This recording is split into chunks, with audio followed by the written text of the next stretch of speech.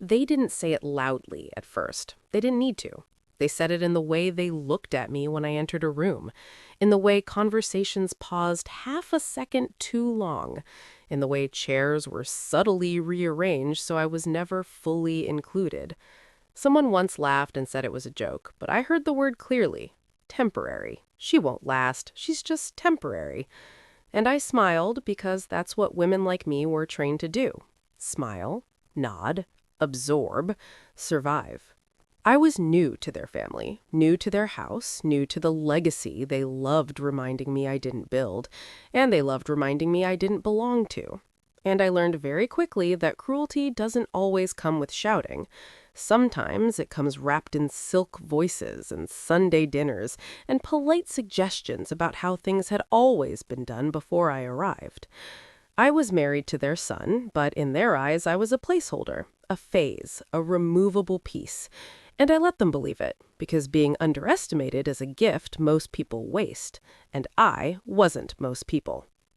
I watched how money moved through that house. I listened when they thought I wasn't listening. I memorized which accounts were mentioned only in whispers and which names made their voices tighten at the dinner table. I learned who hated who trusted whom, and who was lying to everyone, including themselves. My husband thought my silence meant obedience. His mother thought my politeness meant fear. His father thought my questions meant curiosity, not calculation. They all thought wrong, and I never corrected them because correction reveals intent, and intent is dangerous before timing is right. I became the woman who poured tea while contracts were discussed, the woman who remembered birthdays while debts were hidden, the woman who handled small, harmless tasks that slowly grew into bigger responsibilities because I was so reliable, so calm, so grateful for inclusion. They said I was lucky to marry into a family like theirs. They said it often, especially when reminding me of my place. What they didn't realize was that every time they said it, they taught me exactly how power functioned in their world. It wasn't about love or loyalty, it was about leverage, and I was learning where every lever was located. I learned the business not from boardrooms, but from arguments overheard through walls. I learned it from files left open because no one believed I'd understand them. I learned it from late-night calls my husband took in the other room thinking I was asleep. I learned it from his mother's complaints about partners who were becoming inconvenient and his father's fear of audits that hadn't happened yet. I learned where the cracks were because they showed them to me proudly, never imagining I'd know how to widen them.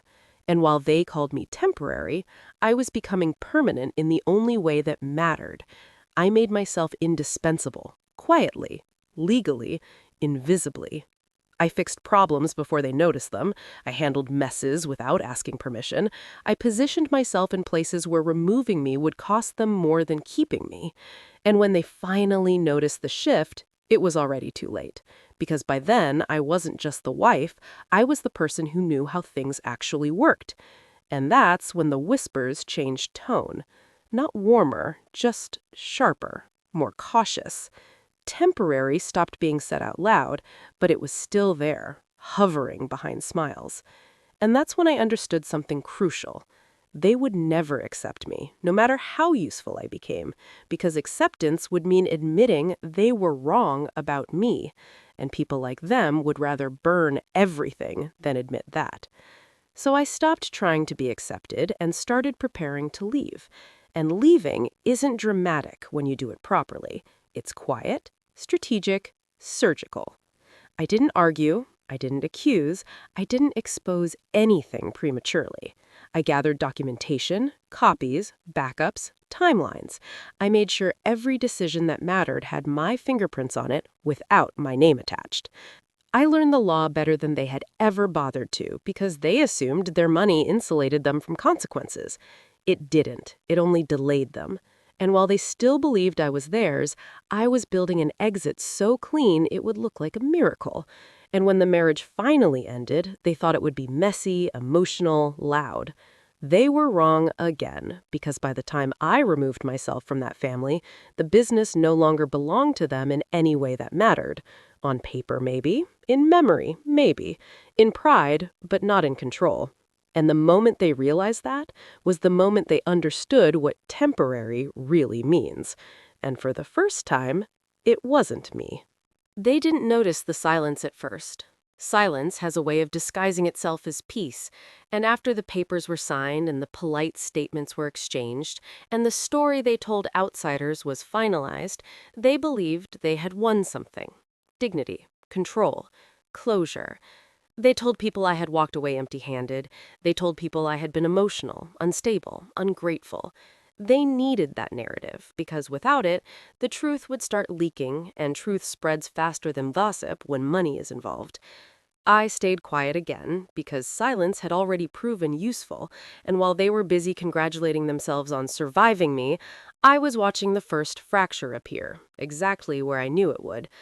The partner they had mistreated for years, the one whose calls they ignored, the one whose profit shares were delayed conveniently every quarter, that partner didn't trust them anymore. And the only person he had ever spoken freely in front of was me, because I never interrupted him, never corrected him, never tried to impress him. I had listened, and people tell you everything when they believe you are powerless. So, when that partner demanded documentation and clarity, they scrambled. Because they had relied on intimidation for so long, they had forgotten how to explain themselves. And when they couldn't explain themselves, they blamed each other. My former husband blamed his father blamed his mother blamed everyone but herself, and I watched it unfold from a distance, because chaos is louder when you are no longer inside it. They tried to pull me back in, subtly at first, a call about a missing file, a message about a forgotten password, an email pretending to be friendly concern. I answered only what was legally necessary, and every response was measured, sterile, documented, because I wasn't protecting them anymore. I was protecting the record, and that record would become everything soon. They underestimated how deeply I had embedded myself into the infrastructure of their operation, because they thought intelligence looks loud and ambition announces itself. Mine didn't. Mine waited, and while they argued over surface problems, the real damage was happening quietly. Banks began asking questions, regulators requested clarification, investors grew uneasy because confidence disappears the moment certainty is replaced with contradiction, and contradictions were all they had left. They attempted to settle things privately, but private only works when everyone involved is afraid of exposure, and I wasn't afraid anymore. Fear is a luxury you lose when you've already been stripped of belonging. And somewhere in the middle of that collapse, they finally said my name again, not as temporary, not as a joke, but as a threat. They realized too late that I had never needed their approval because I had something more dangerous: understanding.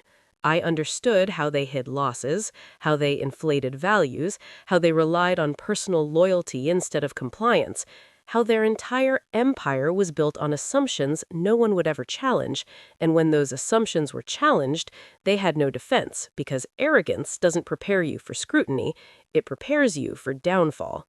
They sent intermediaries, then lawyers, then apologies disguised as negotiations, and each time I declined politely, because timing still wasn't right yet. You don't reveal your final move while your opponent is still swinging blindly. You let them exhaust themselves first. And they did beautifully. They overcorrected, exposed more, made rash decisions, fired people who knew too much, and promoted people who knew too little. And with every mistake, the leverage shifted further, until one morning I received a call that changed everything. Not from them, but from someone they never thought would reach out to me. The quiet cousin, the one they never took seriously, the one who had signed documents without reading them because no one had ever taught him to question authority. He had questions now, and I had answers, and when he realized how badly he had been used, he did what hurt them more than any lawsuit. He stopped cooperating. And in families like theirs, disloyalty from within is unforgivable because it proves power was never real, just borrowed. And suddenly, meetings were canceled, funding stalled, deals evaporated, and the empire they believed was untouchable began slipping through their fingers, not dramatically, not publicly, just steadily. And there is nothing more terrifying to people who worship control than a loss they cannot reverse. And still, they thought they could intimidate me one last time. They sent a message reminding me of everything they had given me, forgetting that gifts given with strings are just debts disguised as kindness. And I replied with a single sentence that ended the conversation forever. I no longer belong to you, and neither does anything I helped build. And that was the moment they finally understood that I hadn't taken revenge. I had simply stepped aside and let the truth do its work. And truth, when backed by preparation, is unstoppable. They always believed exposure meant headlines shouting names and cameras chasing faces. They believed destruction had to be loud to be real, and that belief was their final mistake. Because the most devastating unraveling happens quietly, in conference rooms and inboxes and board votes, where no one raises their voice, and yet everything changes. I didn't leak anything. I didn't accuse anyone publicly. I didn't tell my story, because stories invite arguments, and arguments distract from facts. Instead, I let systems do what systems do when finally given accurate information. Auditors don't care about family hierarchies. Regulators don't care about legacy banks. Banks don't care about pride. And investors don't care about excuses. They care about consistency, transparency, compliance. Things my former in-laws had never bothered to master because intimidation had always been easier. And once scrutiny began, it couldn't be stopped, because every answer they gave led to another question, and every question led to a document they couldn't explain, and every document exposed a contradiction they couldn't erase.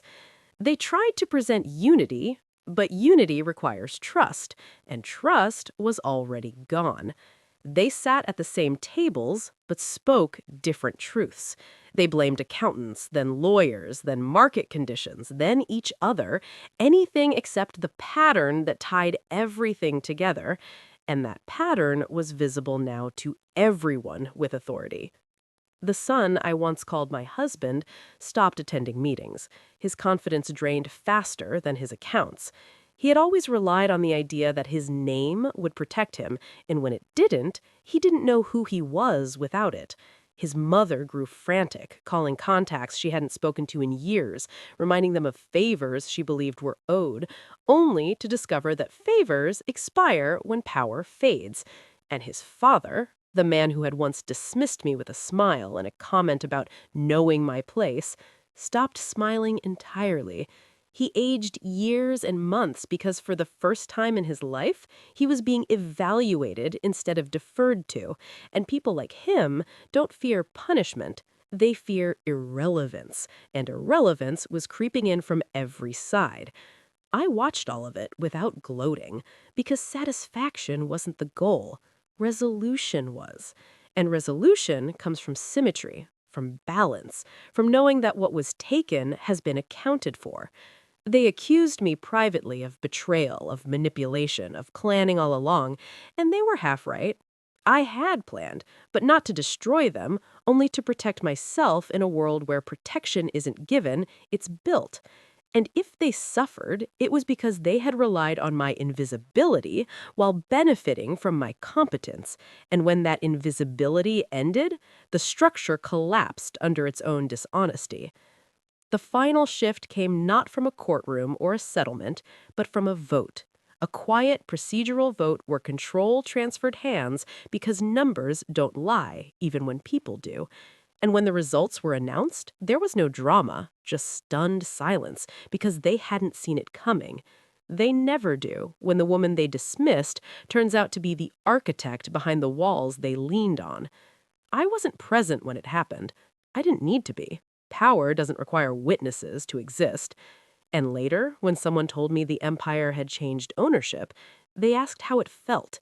They expected anger, triumph, revenge, something loud and cinematic. And I told them the truth. It felt finished. Because closure doesn't shout, it exhales. And in the aftermath, people began rewriting history, as they always do. Suddenly, I had been smart all along. Suddenly, they had respected me. Suddenly, my role had been significant. But none of that mattered anymore, because the past is negotiable only when the future is uncertain, and my future was already secured. They still whisper my name sometimes, I'm told, not with contempt anymore, but with caution, because there is nothing more unsettling to people who thrive on hierarchy than a woman who leaves quietly and takes everything that actually matters with her. And if there's a lesson in all of this, it isn't about revenge or patience or silence. It's about understanding that temporary is only an insult when you believe permanence belongs to other people. I learned that permanence is something you create for yourself, and once you do, no one can take it away.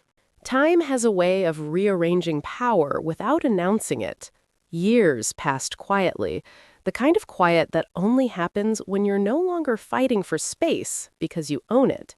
And while my life settled into something stable, deliberate, and mine, theirs never quite did. Empires don't collapse once. They erode. And erosion is humiliating because there's no single moment to blame, no villain to point at. Only a long, uncomfortable realization that what you believed was permanent was always conditional. They tried to recover at first, of course, new advisors, new branding, new alliances, but credibility once lost doesn't return.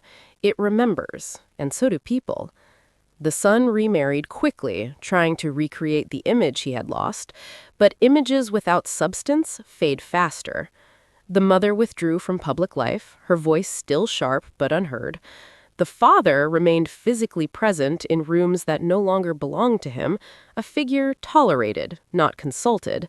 And that may have been the cruelest outcome of all, because he had built his identity on command, and command had moved on without him. And then one day, long after they assumed I had stopped watching, they reached out again. Not directly, never directly. People who lose power rarely confront the person who proved it ugly, but through intermediaries, polite inquiries, vague proposals, questions disguised as curiosity. They wanted advice, access, forgiveness, leverage, something, anything that might reopen a door they believed I had slammed shut. But doors aren't always slammed. Sometimes they're simply no longer yours to open. And when the message finally reached me, I didn't feel anger or satisfaction or even surprise. I felt clarity, because clarity is what remains when emotion has burned away. And what became clear was this.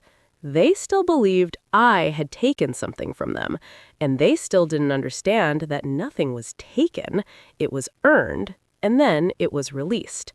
And that difference mattered, because taking implies theft, and theft implies it can be recovered. Earned and released implies consent, and consent, once withdrawn, cannot be forced.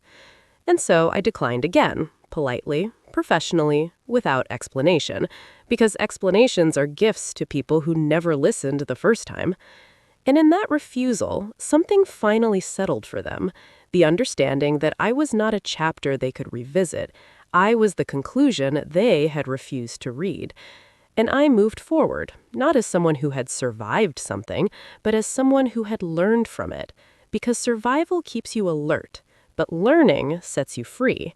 And sometimes I hear people repeat that old word, temporary, usually about someone else, some woman new to a room, some wife not yet proven, some presence not yet validated. And I recognize it now for what it is, not a judgment, but a confession, the confession of people who believe power must be inherited instead of built. And when I hear it, I don't correct them, I smile. The same way I did years ago, because silence still works, and because I know something they don't. Temporary is not a weakness, it's a phase, and phases end, but what you build while being underestimated lasts. And that is how I left a marriage, a family, and an empire without ever raising my voice. And that is how I kept everything that mattered.